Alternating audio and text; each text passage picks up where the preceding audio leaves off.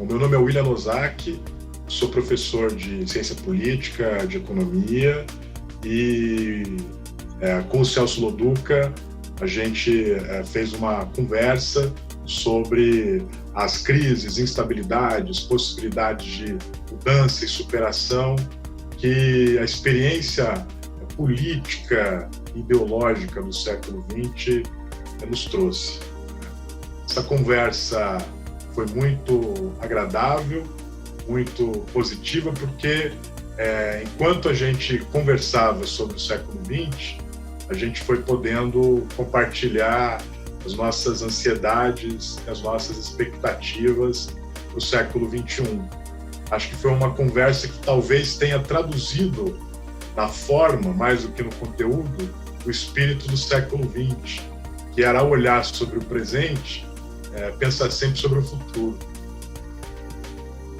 Oi, pessoal, bem-vindo mais uma vez ao Quem Somos Nós, que é a nossa conversa semanal sobre tudo que diz respeito à natureza humana. Se você tiver curiosidade sobre todas as conversas que nós fizemos nesses 7 anos e pouco, vai no quemsomosnós.com.br, escolhe a plataforma que você preferir, YouTube, o SoundCloud, o Spotify, tem várias. Hoje nós vamos continuar uma série que nós estamos chamando de Crises e Superações na História.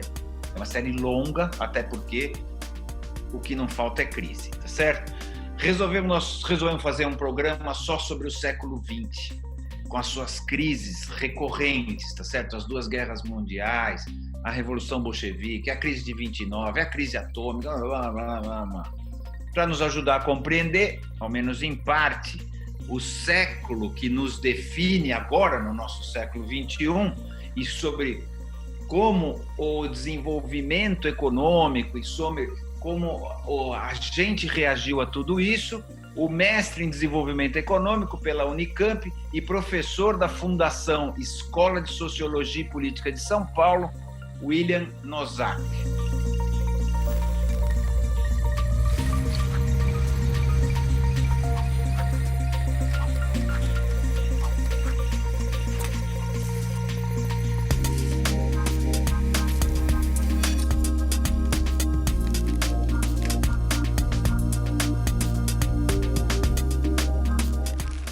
Quem é você? Me chamo William Nozaki, eu sou professor de ciência política, de economia e sou um pesquisador inquieto com as turbulências e contradições pelas quais a gente vem passando nesses últimos anos. Não. Eu tenho sido bonzinho nessa série com todo mundo, mas eu não vou ser com você e eu não sei por quê. Isso não é quem é você, isso é o que você faz. Quem é você? Talvez esse seja um dos problemas do século XX. Ele incutiu em nós essa associação entre o que somos e o que fazemos. Isso, exatamente. Eu sou apesar de eu ter me descrito a partir do que eu faço, a minha identidade, eu construí ela dentro de sala de aula, então é muito difícil para mim responder quem eu sou sem passar por algum elemento que diga respeito à minha docência.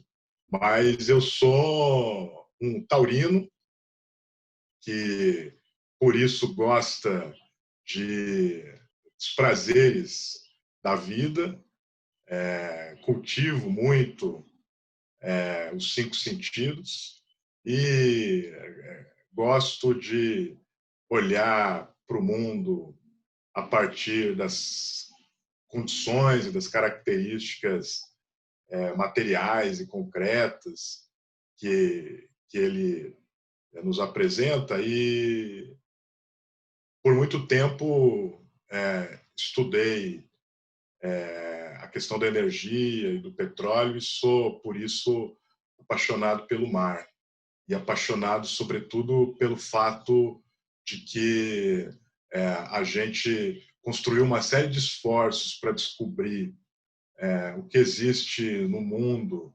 para além do planeta Terra, mas o fundo do mar e a profundidade ainda é uma estranha desconhecida para nós. Então, eu sou um curioso sobre as profundezas do mar, além dessas outras características. Ah, boa, essa é boa. Você mergulha, é isso ou não?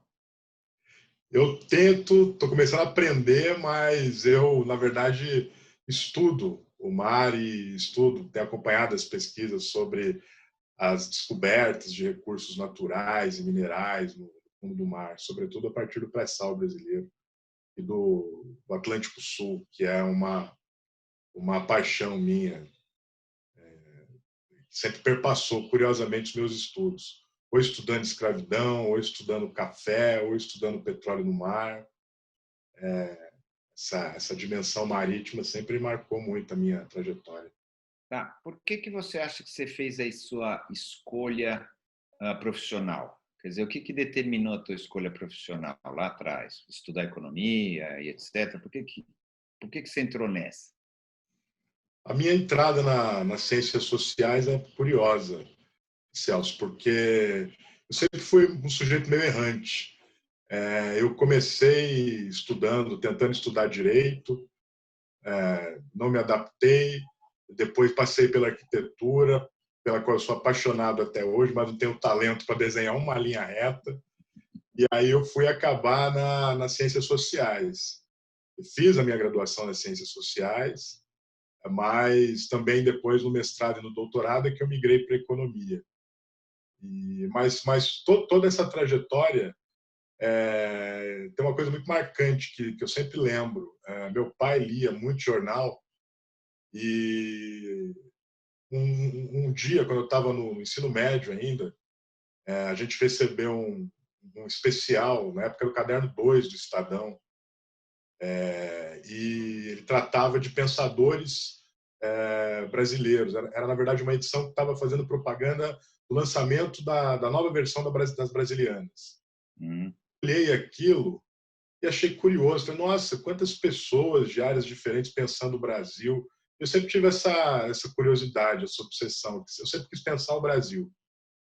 E aí eu fui um pouco irresponsavelmente, sem pensar nos desdobramentos profissionais do mercado de trabalho, fui matar essa curiosidade estudando ciências sociais e depois economia. Tá. Vamos lá, então eu vou direto para o nosso assunto do programa, que é falar sobre as crises do século XX. Se eu não estou errado, talvez a primeira é a Primeira Guerra. Vamos tentar fazer cronologicamente, que logo depois também teve a pandemia da gripe espanhola, que é americana, teve a Revolução Russa, esses primeiros 20 anos, não, 20 anos, entre 14 e 20, foi um desastre, não é isso? É um período de turbulência. O século XX é todo ele turbulento. Né? O século XX é uma coisa curiosa, porque ele recebe o desaguadouro do pensamento iluminista do século XVIII, do pensamento que acredita no progresso e constrói esse espírito ao longo do século XIX, e de repente ele é um turbilhão de instabilidades. Ele é quase a comprovação concreta de que a ideia de que a história segue um caminho linear, que a mudança sempre parte do pior para o melhor, é uma coisa que não faz sentido. Essas primeiras décadas são essa desorganização mesmo, que levam à Primeira Guerra Mundial, que é um resultado de um mundo que estava aceleradamente se industrializando e disputando territórios em busca de matérias-primas, em busca de mão de obra assalariada, de consumidores, e que acaba, junto com uma série de outros elementos de tensão política, gerando aquele imbróglio. E, curiosamente, ela começa com um erro de cálculo, um elemento mínimo ali da diplomacia em torno de Sarajevo, que vai acabar virando uma bola de neve e vai desaguar nessa década depois de 20, aí toda turbulenta que você estava escrevendo.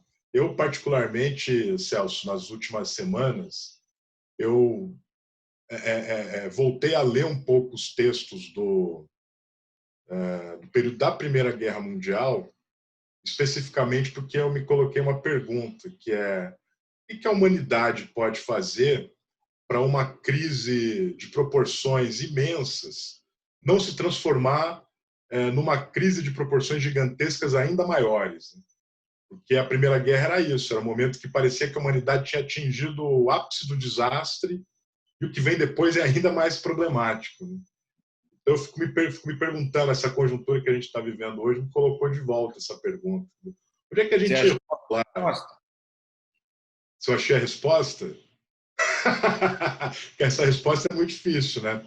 Mas tem um episódio lá que me chamou a atenção, porque como eu venho dessa formação aí, que a gente estava conversando, das ciências sociais, da economia, para nós que somos dessa área, tem um episódio que é muito emblemático no final da Primeira Guerra Mundial, em torno ali da construção do Tratado de Versalhes e das definições das reparações de guerra, né?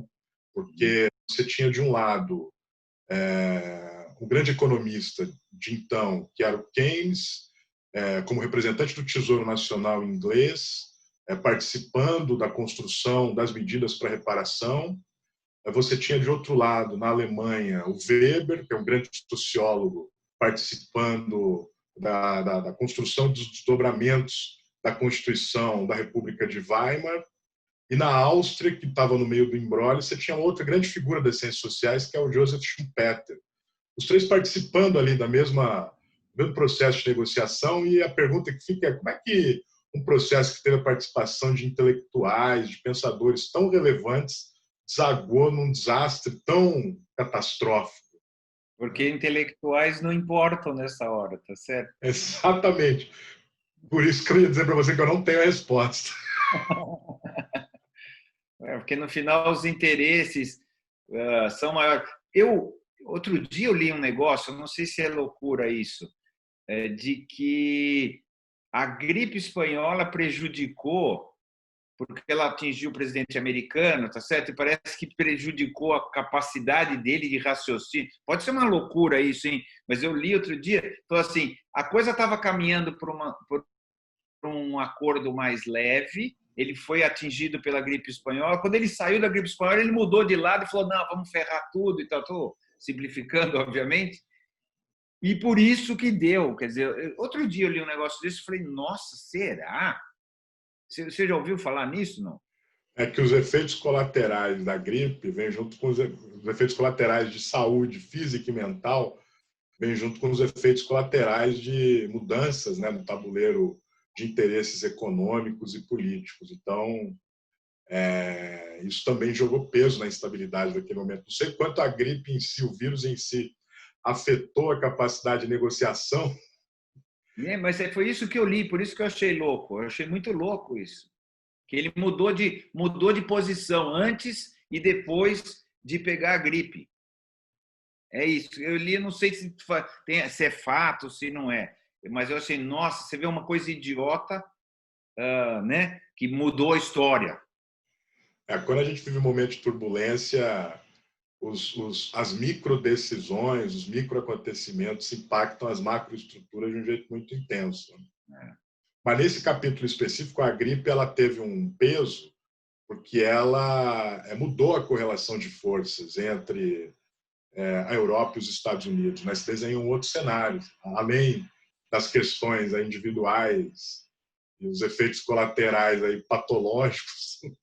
O vírus tem uma mudança de correlação de forças que acontece ali, em função da instabilidade que se tem dentro dos Estados Unidos e mesmo na Europa. Isso fez com que o jogo também sofresse alterações. E a Revolução Russa, que aconteceu no meio disso tudo, né, também mudou muito, né, a correlação de forças e o olhar, certo, de como que as coisas vão funcionar, não é? Sem dúvida. E a Revolução Russa ela é, do ponto de vista histórico, um fenômeno surpreendente naquele momento. Curiosamente, nessa perspectiva histórica, ela denuncia paradoxalmente uma espécie de erro da análise feita pelo Marx e pelos marxistas até então. Porque, como eu estava dizendo para você antes, esse período que antecede a Revolução, a Primeira Guerra Mundial, e que é um período de crença no progresso, de crença na mudança oriunda das contradições vindas da industrialização, da urbanização, faziam com que o Marx acreditasse que o grau máximo de exploração sobre os trabalhadores aconteceria no país com maior nível de desenvolvimento técnico e tecnológico, que era a Inglaterra. Então, se a gente desdobrar o pensamento do Marx, em tese, a revolução deveria ter acontecido na Inglaterra ou em algum país desenvolvido, mas ela vai acontecer num país de origem feudal, de estrutura czarista. Tampouco ela é organizada pelos proletários no sentido clássico da expressão, é muito mais uma massa de famélicos, né? E eu acho isso muito interessante, muito potente, porque mostra como, se por um lado a força das ideias que vieram do século XVIII, do século XIX, foram fundamentais para construir as opções de sociedade para o século XX, por outro lado, essa potência da indeterminação, do inesperado, a reação que vem muito mais da experiência concreta do que da consciência, também é um traço muito marcante, né, desse século XX aí. E que é fácil depois a gente consegue identificar, né? Mas na hora as coisas acontecem surpreendentemente de outro. Porque mesmo os Estados Unidos, que saiu muito fortalecido, né, desse período, vai lá em 29 explode a bolsa, tá certo? Passa por um período horroroso, né? Então, assim, mesmo quando mudaram as forças, mas de repente também alguém que sai muito poderoso consegue também ficar de joelho logo depois. É um período de voltas e viravoltas, assim, incessante. Toda a travessia do século XX é isso, né? Por isso que ele é um século de instabilidade, é um século de conflitos, de guerra, revolução, insurgência. Ele é o contrário do que imaginava a visão de futuro do período anterior, né? E nesse sentido, ele pariu esse século XXI e ele também nos deixou esse legado aí, né? Tem gente, outro dia acho que também eu li, eu não tenho certeza, acho que foi a Lilia Schwartz que falou o século XIX acabou depois da Primeira Guerra e o século XXI vai começar agora. Assim, não como o século, né? Mas como que a Primeira Guerra meio que limpou não, mas é isso um pouco que você estava falando, foi a confluência das tensões do século XIX, né? Acabou por aí. Acabou, que eu digo, ela se concluiu aí. E parece que agora, com a pandemia e essa grande parada e as crises que a gente teve esse ano, eu também, de novo, eu não tenho a menor condição de discutir isso, tá? Eu estou passando para frente, mas eu quero saber a tua opinião. E que, de repente, o século XX está acabando agora. O tempo cronológico ele não obedece rigorosamente ao tempo histórico e à construção social, né? Então, os séculos não começam e não terminam quando está datado precisamente, né, no calendário. Mas você acha que faz sentido? Eu concordo com Lilian, acho que faz todo sentido. A pandemia é um marco fundamental para o final desse período histórico que a gente viveu até aqui, porque, ao mesmo tempo, ela mostra todos os limites da nossa estrutura econômica, da nossa estrutura política herdada do século XXI. Ela coloca em xeque o que a gente organizou até aqui do ponto de vista de como a gente se acostumou a produzir, a consumir, a estabelecer as nossas relações sociais, a organizar a nossa cultura, e coloca a gente diante de uma série de dilemas que vão fazer com que, depois disso, esses elementos estruturais sofram uma alteração muito significativa. As revoluções, Celso, elas não são só importantes pelos marcos políticos, econômicos e sociais que elas estabelecem, mas uma revolução no sentido forte é aquela que muda a nossa noção de tempo e a nossa noção de espaço. E, nesse sentido, a pandemia, eu acho sim que ela pode ser considerada o fim do século XX, porque ela está colocando em xeque uma noção de tempo que nós organizávamos até aqui, o tempo baseado numa lógica da produção, numa certa dinâmica de consumo. Ela confinou a gente em determinados espaços, porque ela mudou também a maneira como a gente se relaciona com o espaço. Então, eu acho que a gente está, curiosamente, vivendo, sim, nesse período, o fim do século XX. E também que existe Na frente, eu não faço ideia. Existe uma mudança de polo de poder também, né? Assim, o século XX foi o século dos Estados Unidos, tá certo? A gente pode dizer desse ponto de vista, tá certo? Poder militar, poder econômico e etc. Desde já do finalzinho do século XIX, que vinha crescendo e depois se impôs, né? Certo? Posso Sem falar? dúvida. Tem um grande historiador francês, Fernand Braudel, que ele, escrevendo ali logo depois da Segunda Guerra Mundial no século XX, ali entre os anos 40 e os anos 50, impactado pela devastação que a guerra impôs sobre a Europa, ele tem uma frase que é quase lida hoje profética. Ele tem um livro que chama Gramática das Civilizações, e o capítulo da Europa, Celso, começa com uma frase muito provocativa. Ele vai dizer o seguinte: a história um dia vai revelar a verdade que a geografia escondeu. A Europa é uma península asiática. E se você olhar no mapa, isso chama muita atenção. É boa. A ideia é boa. Uma provocação, é claro. Mas nesse sentido, eu estou brincando aqui, mas a gente está vivendo, sim, uma mudança no eixo geopolítico do Ocidente para o Oriente, de uma hegemonia que sai dos Estados Unidos e vai em direção à Ásia. Se a gente comparar, por exemplo, o documento da Estratégia Nacional de Defesa Americana de 1947, que é o que consolida a doutrina Truman, a gente vai perceber ali uma enunciação de um país que coloca para si a tarefa de defender o desenvolvimento econômico, a democracia política, os direitos humanos, as liberdades individuais. É quase como uma missão histórica dos Estados Unidos, como uma espécie de guardião, em última instância, da estabilidade mundial. E se a gente compara com o documento de 2017, porque, para comparar, eu brincando chamo de doutrina Trump, a gente vai perceber uma mudança radical nisso. O documento do governo Trump vai dizer: os Estados Unidos não se obrigam mais a ser o guardião de valores universais. Nós fazemos votos de que as culturas se desenvolvam, o que, aliás, é positivo, mas cada país deve ser senhor do seu destino, o que preconiza uma onda de nacionalismo, protecionismo e afastamentos no âmbito internacional que mostram como essa mudança vai se intensificando.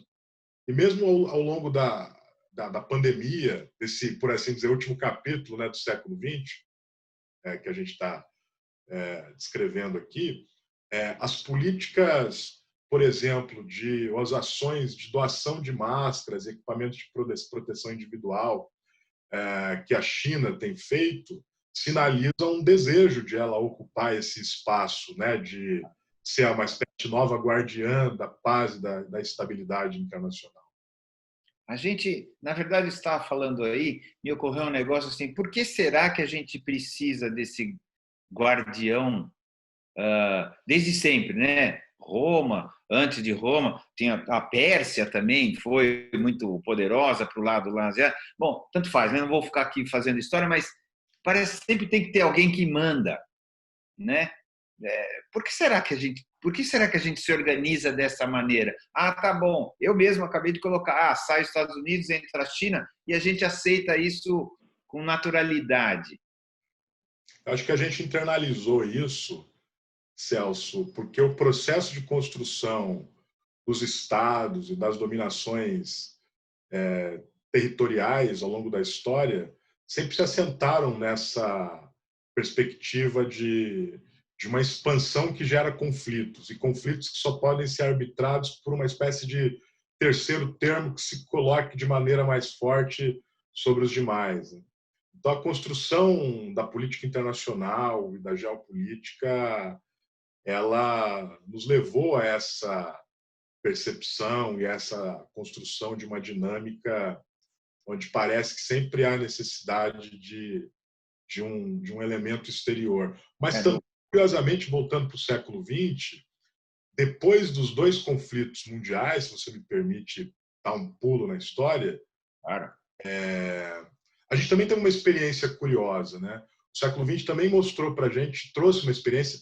É claro que, em perspectiva histórica, ela foi de curta duração, mas uma experiência muito rica de uma tentativa de se organizar uma concertação internacional, onde esse tabuleiro de poder e essas tensões pudessem ser minimizadas, né? Então, isso aconteceu. Eu estava outro dia lendo uma biografia do Hayek, um elemento que me chamou muita atenção, mais um exemplo. Eu ando catando cacos de possibilidades de diálogo para alimentar a esperança no meio dessa confusão que a gente vive. E eu tomei conhecimento de um episódio que eu não tinha ciência e que, para mim, foi muito marcante de como a gente pode interpretar, no meio desse caos que foi o século XX, algumas experiências positivas de reconstrução de diálogos e de tentativas de concertação. Porque em 1941, no meio da Segunda Guerra Mundial, a Inglaterra estava sendo bombardeada pela Alemanha nazista. E Cambridge estava sofrendo bombardeio. E aí a sociedade ali, de maneira voluntária, se organizou para, com vassouras na mão, subir nos tetos da casa para tentar jogar para fora as bombas antes que elas pegassem fogo. E alguns universitários foram produzir os prédios da Universidade de Cambridge, alunos, professores. E dois economistas passaram uma madrugada inteira protegendo o teto da capela do King's College. E eram justamente Keynes e Hayek. Que maravilha. Eles passaram juntos uma madrugada. Depois foi para o outro lado, né? Cada um foi para um lado. Mas eu acho um bom exemplo de como, em momentos muito dramáticos, a despeito de divergências teóricas e políticas, ainda que elas sejam muito profundas, a necessidade de preservação da vida impõe cooperação, impõe diálogo, impõe suportar diferenças para que a gente possa conviver a fim de preservar alguma coisa que não só é maior, mas é elementar, né? É a sobrevivência. Então, nós estamos nesse mesmo momento, menos no Brasil, mas assim, nós estamos com essa mesma oportunidade, vamos dizer assim. Exato. Mas eu acho importante, mesmo que a situação seja muito adversa no Brasil, aliás, eu não acho muito curioso, não tenho notícia de outro lugar no mundo onde a gente tenha tido uma combinação, ao mesmo tempo, de manifestações contra a comunidade médica, troca de ministro da Saúde em duas ocasiões muito curtíssimas e uma resistência, tanto do governo quanto por parte da sociedade, em adotar medidas para minimizar o impacto do vírus e da propagação. A gente e a morte de um jeito muito democracia. intenso. Desculpa, mas e ainda por cima, ainda querer fechar o Congresso, querer fechar o STF, ou seja, é uma combinação meio... Eu acho que é bem isso que você falou, assim, acho que não existe em lugar nenhum, não está acontecendo em outro lugar que não seja o Brasil, né? Bom, vamos lá. Talvez isso imponha a necessidade de a gente voltar a algumas lições do século XX, como essa que eu estava mencionando. Então, vou voltar um pouquinho na história. Que voltem a conversar para deter o nazismo.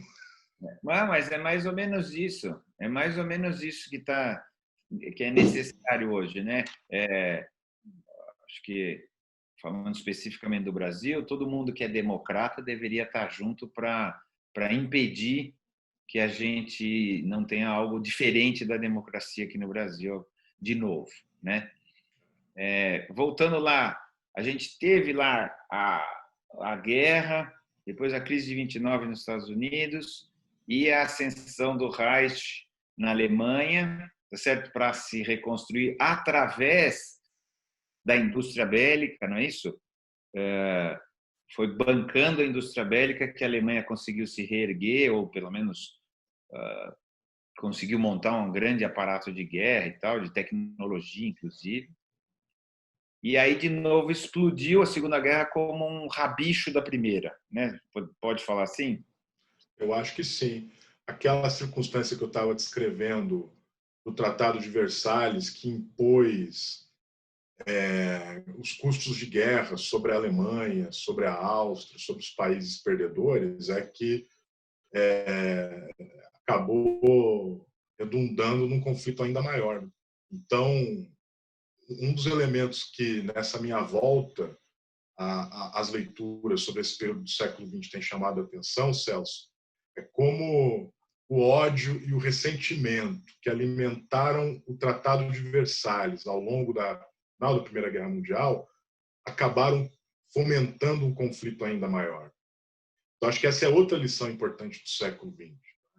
A política baseada no ódio, no ressentimento, no desejo de vingança, ela pode gerar um monstro muito maior do que ela imagina e que, eventualmente, pode se transformar em algo ingovernável, como foi o que aconteceu na Alemanha nazista ali no começo dos anos 30.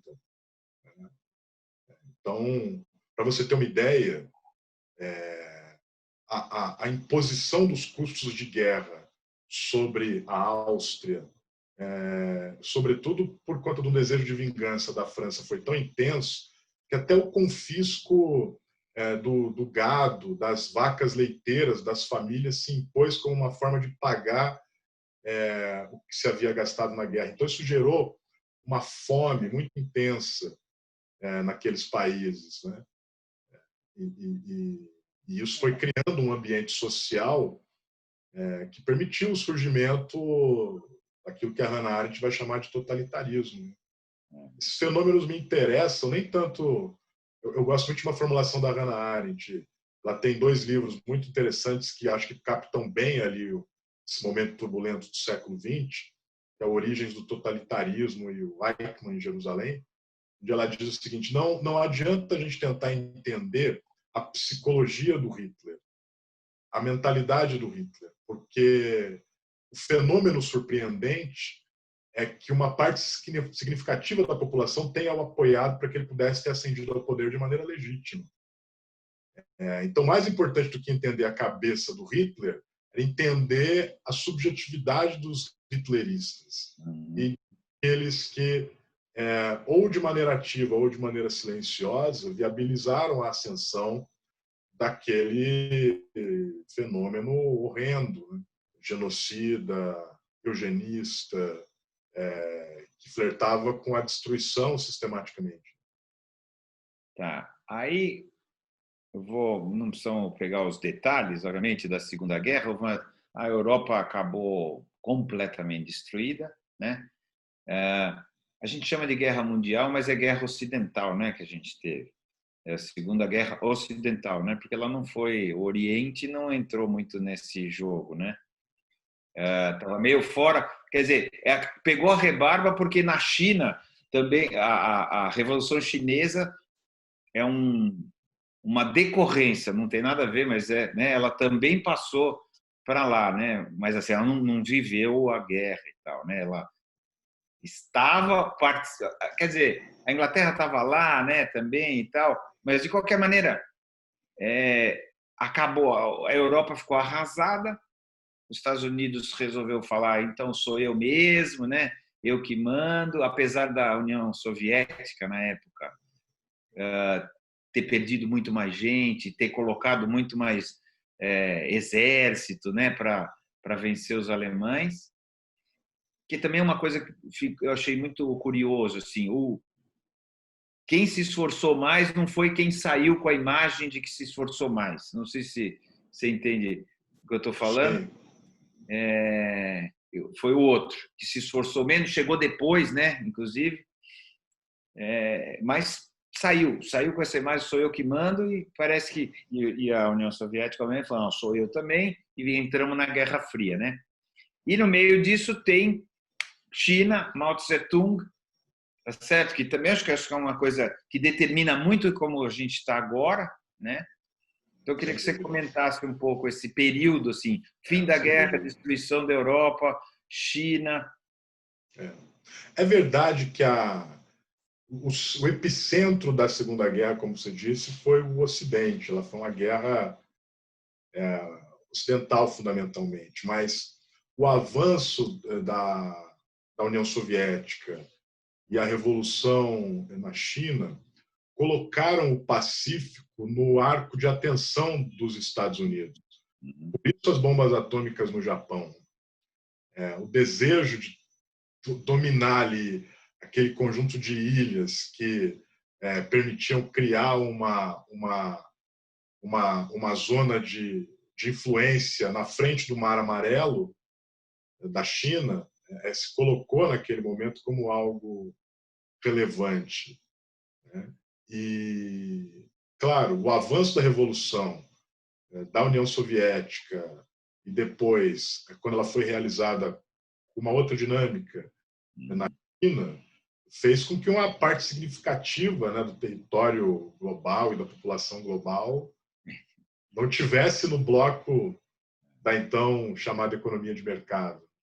E isso despertou muita atenção, muito, muito um alerta muito significativo, né, sobre o que estava acontecendo ali. Não por acaso, os Estados Unidos estabelecem uma relação privilegiada com a Coreia, depois Coreia do Sul ali, né, como uma forma de manter uma ponte de influência, e a Coreia do Sul se transformou num grande experimento de desenvolvimento econômico dos anos 70 para frente.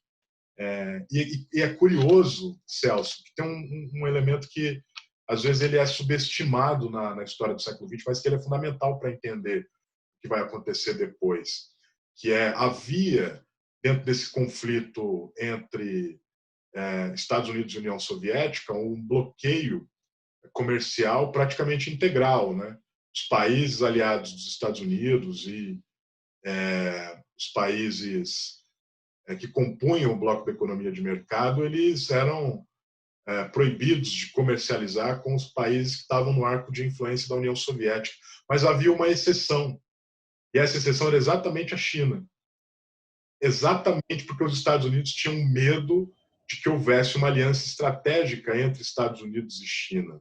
E isso significaria um pouco de como você descreveu o que a gente está vendo hoje, um desequilíbrio muito grande na ordem internacional.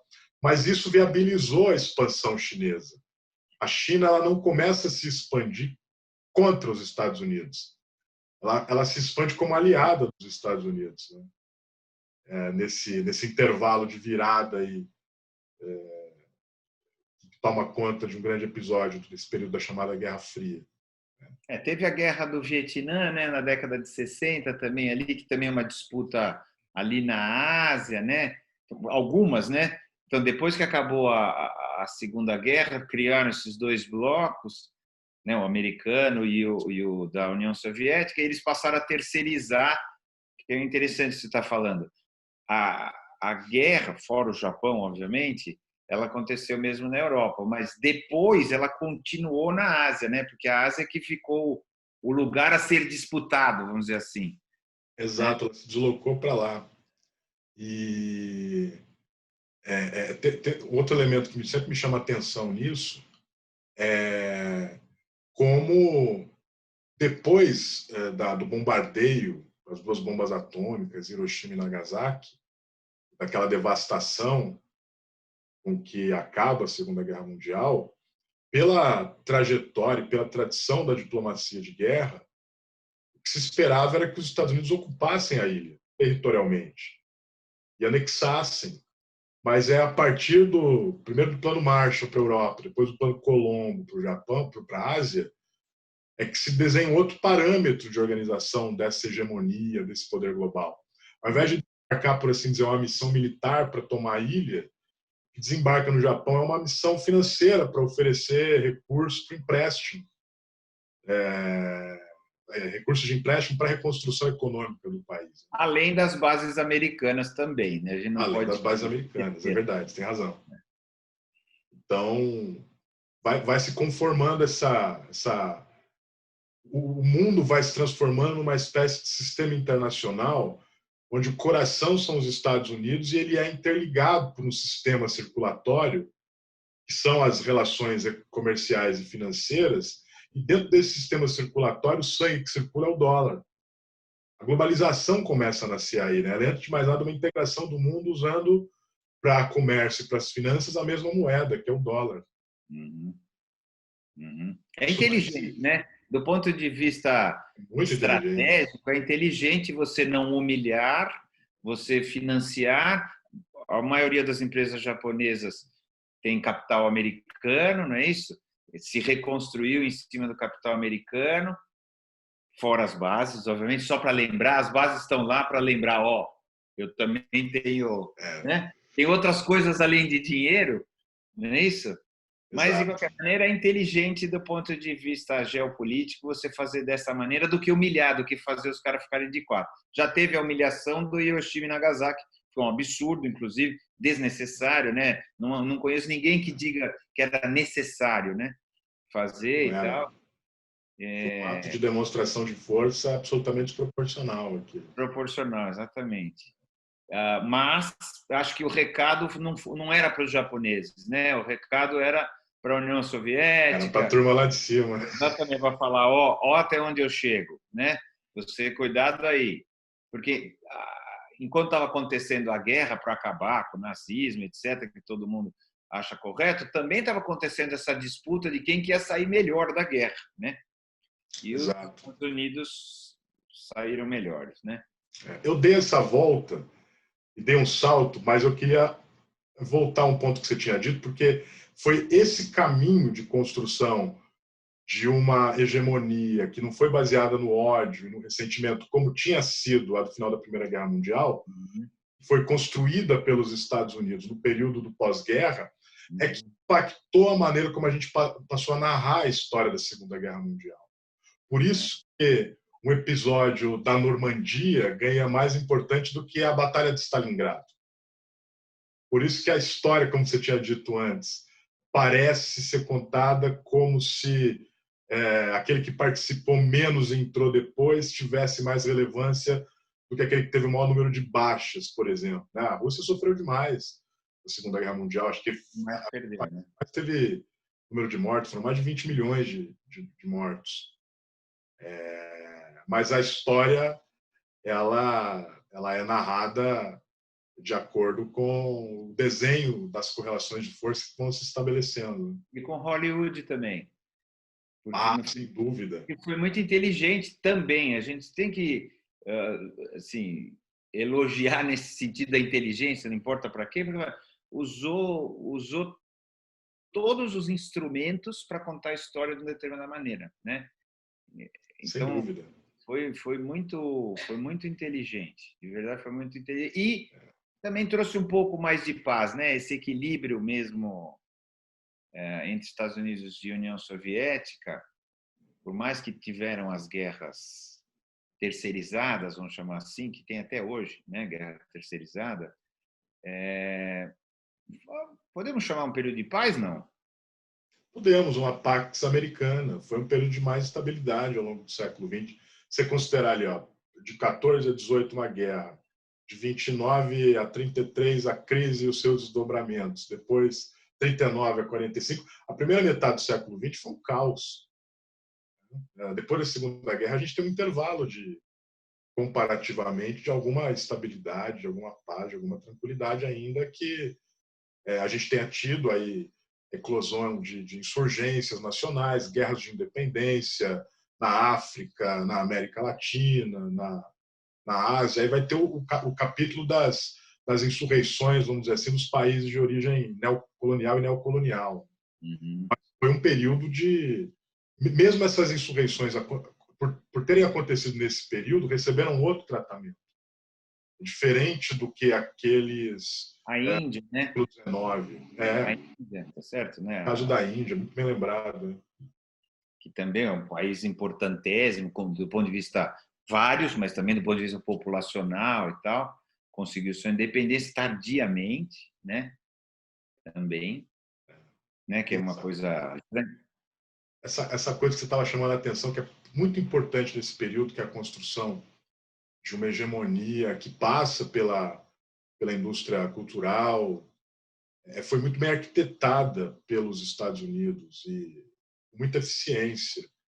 E é curioso que você falou, eu me lembrei que no período imediato pós-guerra, o que nós chamaríamos aqui hoje de Ministério da Cultura ou Secretaria de Cultura era um departamento é, dentro do Departamento de Defesa dos Estados Unidos no imediato pós-guerra.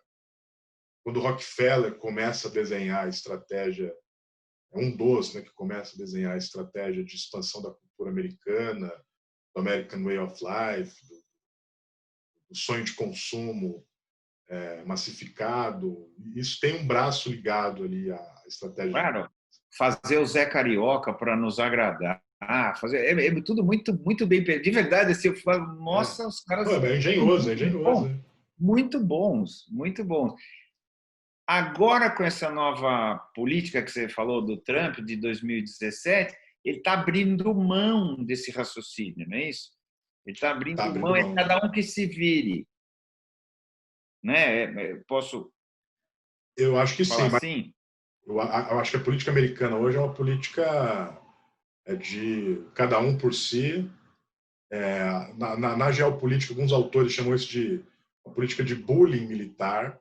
Você faz ameaças, cria instabilidades para construir um ambiente onde a negociação bilateral se imponha, porque em relações bilaterais os Estados Unidos são mais fortes, por óbvio, do que em relações multilaterais.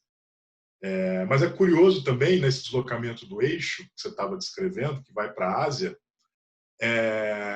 há países na Ásia que tentam copiar hoje a estratégia americana da hegemonia cultural do século XX. Coreia, né? Coreia do Sul, né, o K-pop, o cinema sul-coreano, isso tem se transformado numa espécie de novo epicentro da construção da hegemonia cultural. Uhum. E a China ainda não conseguiu fazer isso, né? Porque o regime atrapalha, né, nesse caso. Desculpa. Acho que no caso da China o regime atrapalha nesse caso. É difícil construir uma hegemonia cultural e usar todos os equipamentos e as possibilidades que essa estratégia abre com um partido único. Tá certo, tem razão. Fica menos diverso, fica Exato. menos crível também como cultura, né? Fica mais Exato. propaganda, menos cultura. A União Soviética não conseguiu também, né? Ela não conseguiu colocar também assim, né? Porque fica muito com cara de propaganda mesmo. Exato. Bom, aí a gente chega. Eu não sei se a crise do petróleo, no teu ponto de vista, foi determinante na década de 70 ali, ou se é uma coisa pontual. Depois a gente teve a queda, né, do Muro de Berlim, o final da União Soviética em 91, né, isso, o Muro de Berlim em 89, final da União Soviética em 91. Acho que esse é importantésimo, né, como trauma ali. Eu acho sim que as duas crises do petróleo são muito importantes. Lá em 73 a primeira e em 79 a segunda, porque além do impacto que elas causam no mundo da energia, no encarecimento dos hidrocarbonetos, né, porque ali tem a organização da OPEP, naquele imbróglio. Além de tudo isso, ou por causa de tudo isso, por causa do aumento do preço do petróleo, produzir se tornou muito mais caro naquele momento. Para o mundo inteiro, os custos de produção, né, porque a energia é um insumo que alimenta a produção e consumo de maneira direta ou indireta, não tem como fugir dessa commodity. Então, quando acontece o aumento do preço do barril do petróleo, provocado, de um lado, pela expansão da produção, e de outro lado, pela organização da OPEP, o mundo inteiro vai passar por um uma instabilidade nas economias industriais que é muito grande. E os Estados Unidos tomam uma decisão ali que é muito importante. E como ficou mais caro para as empresas americanas, que estavam agora espalhadas sob formas de filiais pelo mundo inteiro, produzir, mas todo esse ambiente, como eu estava dizendo antes, está articulado em torno da negociação por meio do dólar. Para que o dinheiro pudesse voltar para os Estados Unidos, o governo americano aumenta a taxa de juros.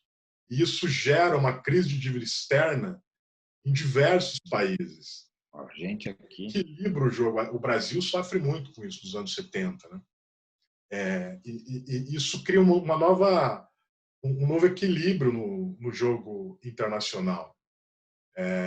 Entre as empresas transnacionais, entre os países dependentes de petróleo, e é um momento em que cada um deles vai começar a se dar conta que aqueles empréstimos recebidos do Plano Marshall lá em 45 tornaram os países reféns da moeda americana e da taxa de juros americana, no certo sentido.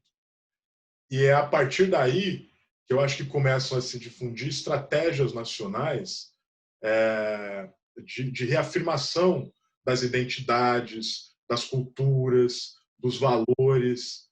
Então, como se a gente entrasse numa nova fase, tem um desdobramento social, sociológico, que eu acho muito interessante, que tem essa contradição, ou esse lado negativo do ponto de vista geopolítico, que é essa disputa, mas que, curiosamente, vai gerar um ambiente internacional onde vão prosperar iniciativas de busca por emancipação, agendas em defesa de autonomia, de liberdades.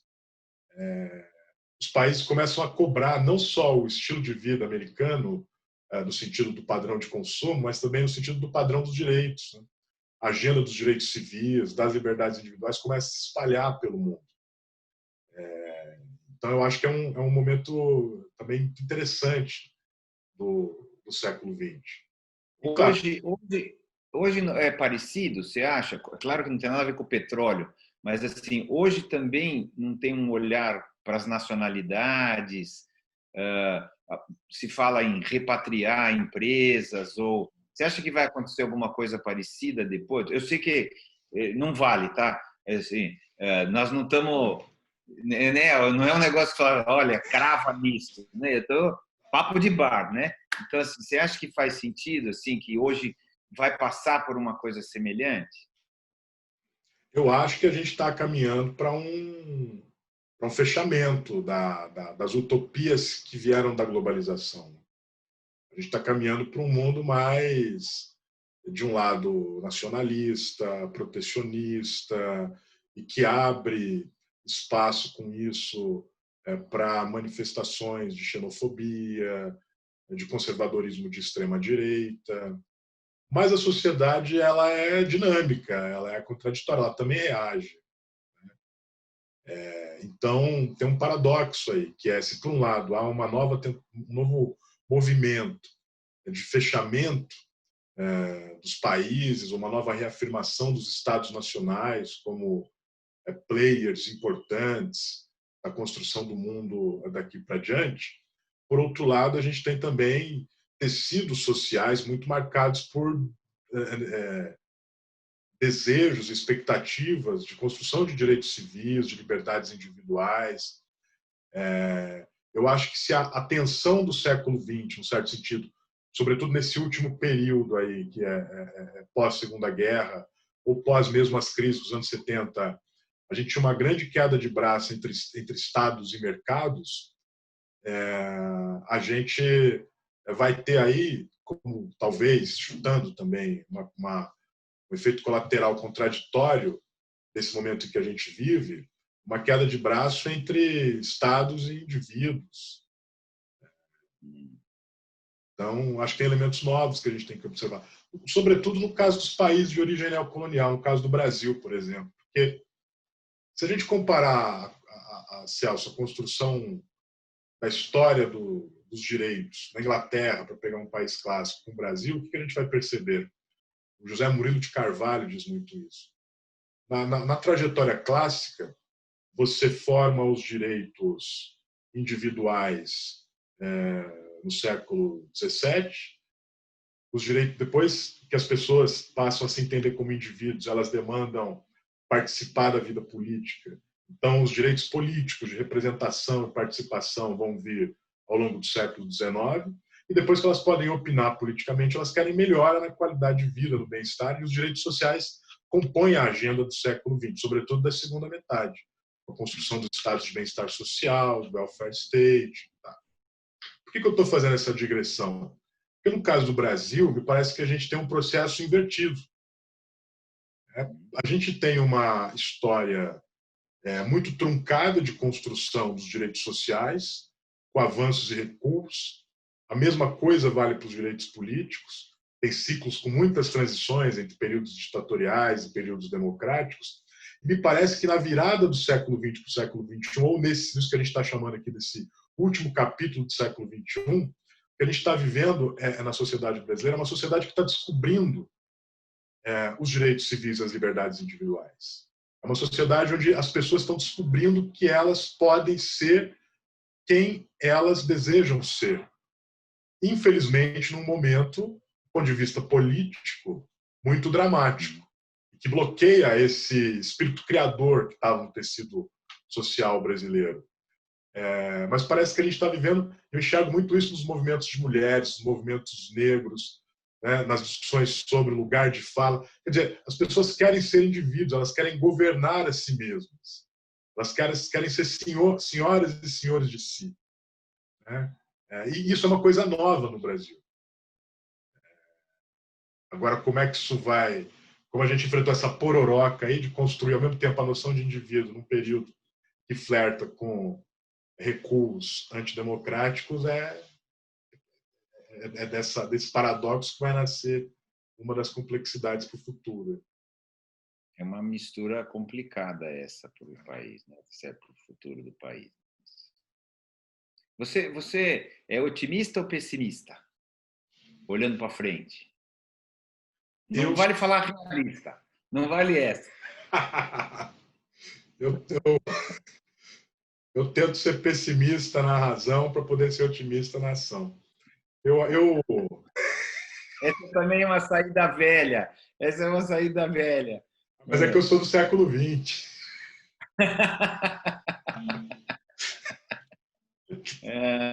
Mas eu acho que a gente tem que... Eu sempre procuro olhar para... Eu acho que não tem nenhum movimento na sociedade determinado. A sociedade é dinâmica, por mais... E a sociedade muda. É claro, a gente não pode associar necessariamente mudança a algo positivo. As mudanças podem ser para pior. Claro. Tudo pode piorar, sempre. Né? Tudo pode piorar. Mas as mudanças acontecem, a sociedade reage. Infelizmente, não necessariamente é no tempo de vida, no tempo da biografia dos indivíduos. E às vezes isso mata uma geração, isso mata uma juventude. Mas eu acho que o mundo vai atravessar esse processo, o mundo em geral e o Brasil em particular, com certeza saindo dele com novas formas de organização das relações sociais, das relações de produção, das relações de consumo. É um outro mundo. O século é isso. O século XX, a gente está assistindo, a gente está tendo a oportunidade que poucas gerações têm, né, do ponto de vista histórico, de ver o fim de um século e o surgimento de um novo, que a gente não sabe ainda o que é, mas... Provavelmente eu não vou ver também. Né? As coisas são tão aceleradas que pode ser... Não vai dar tempo. Assim, você acha... Tem gente que coloca essa mudança de espírito, e a pandemia veio talvez para sacramentar isso, da crise de 2008. Eu sei que o nosso assunto é do século XX, mas caiu a União Soviética, aquela coisa toda. Agora o mundo todo é mercado, né? Não é mais Estado. Até hoje, tem países atrasados que ainda acham que não é a mistura dos dois, né? Mas de qualquer maneira, é isso. Agora, você acha que essa história de 2008 mesmo é que precipitou esse espírito que nos leva de volta lá na década de entre 20 e 30? Você acha que tem a ver isso? Eu acho que tem a ver, porque talvez 2008 tenha sido o começo do fim. O começo desse último capítulo que deve terminar com o fim da pandemia. Por que eu acho isso, Celso? Porque uma das maravilhas, por assim dizer, um dos charmes da burguesia, para lembrar do Buñuel, que a segunda metade do século XX nos trouxe, foi exatamente essa ideia de que é possível, com esforço pessoal, se educando, trabalhando, empreendendo, poupando, mudar e melhorar de vida, ascender socialmente. A crise de 2008 ela manifestou um grau de concentração de riqueza tão brutal, né? Ela foi ao mesmo tempo causada por essa mudança e o mundo que sai dela intensificou esse processo de uma maneira tal que a mobilidade social no capitalismo global diminuiu. E se as pessoas não podem ascender socialmente, essa sociedade ela deixa de ter o lado positivo da sociedade de classe. Ela começa a se parecer com a sociedade estamental. Se eu vou nascer, viver e morrer no mesmo lugar sempre, eu começo a olhar para o mundo com descrédito, com desencanto, com apatia. E com uma diferença, porque lá atrás, quando era na época medieval, as pessoas não achavam que podiam ascender, então elas não tinham nem a esperança disso. Ascender para o céu. Só, tá certo? Agora não, agora você foi vendido para mim que eu podia, né? E agora eu não posso mais. Então a frustração é maior ainda, né? Não por acaso, depois de 29, quando você junta os efeitos da crise de um lado com as imposições de punição de guerra de outro, você tinha uma sociedade na Itália, na Alemanha, na Áustria, esfacelada. Uma sociedade que não encontrava mais esperanças, expectativas positivas, desejos de construção. Por isso que o surgimento do fenômeno conservador totalitário se deu naquele tecido social. Né? Porque, paradoxalmente, quando você não tem expectativa de construir nada, o que passa a te representar é o projeto da destruição. E, num certo sentido, a onda neoconservadora, depois da crise de 2008, também foi resultado de uma sociedade que deixou de acreditar nas instituições, na representação política, nos caminhos tradicionais que foram construídos nas décadas anteriores como os possíveis para que os sonhos pudessem ter vazão. O ressentimento é isso, é um ressentimento de não conseguir realizar os sonhos. Então eu vou lá e quebro tudo. É mais ou menos isso? Eu acho que passa por aí. Você não acredita, você tem uma descrença tão grande sobre as possibilidades que o mundo te dá, que você quer que tudo se exploda. E quando você quer que tudo se exploda, é evidente que os projetos que vão se mostrar mais adequados são aqueles que não têm nada a construir, só a destruir, só a desmontar. Então, vou te fazer uma pergunta de $1 milhão. Como que a gente faz as pessoas voltarem a sonhar com um país ou com um mundo melhor? Celso, eu acho que a sociedade vai descobrir o seu caminho no meio desse processo árido e doloroso que a gente está enfrentando. Infelizmente, a experiência da superação do totalitarismo no século XX mostra isso para a gente. Quando a gente chega nesse grau máximo de esgarçamento do tecido social, a sociedade tem uma travessia dura pela morte, antes de recuperar a sua capacidade de sonhar e de restabelecer, de se reencontrar com o seu desejo. Né?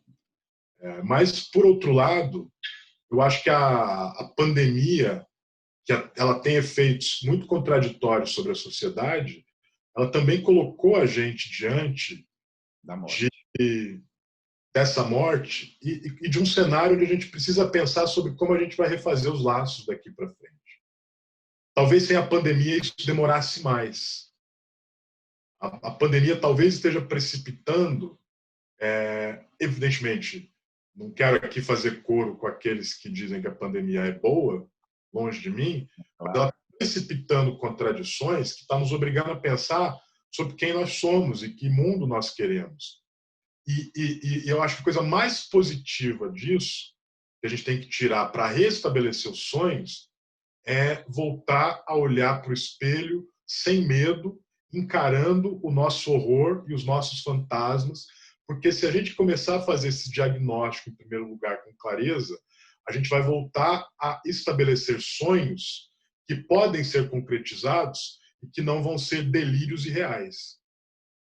Nossa, bonito. Eu vou encerrar o nosso papo aqui, porque ele está bonito, com a última pergunta, que é: quem somos nós, então? Eu acho que nós somos esses seres, ao mesmo tempo, corpóreos, materiais. O vírus e a pandemia estão nos colocando diante disso, mas com alma, espírito, desejos, expectativas, sonhos. E somos, acho que nesse último capítulo do século XX, uma sociedade de seres desejantes desesperadamente tentando reencontrar onde é que está o seu desejo. Isso não é simples, porque isso nos obriga a enfrentar a nossa feiura, a nossa maldade, o nosso vazio. Mas, sem passar por isso, a gente também não vai poder ter um reencontro verdadeiro com quem somos, com quem a gente quer ser. Acho que a gente é uma sociedade que está buscando voltar a poder se perguntar sobre quem a gente quer ser, porque foi isso que foi subtraído da gente nesse último período. Puta, muito bom, adorei.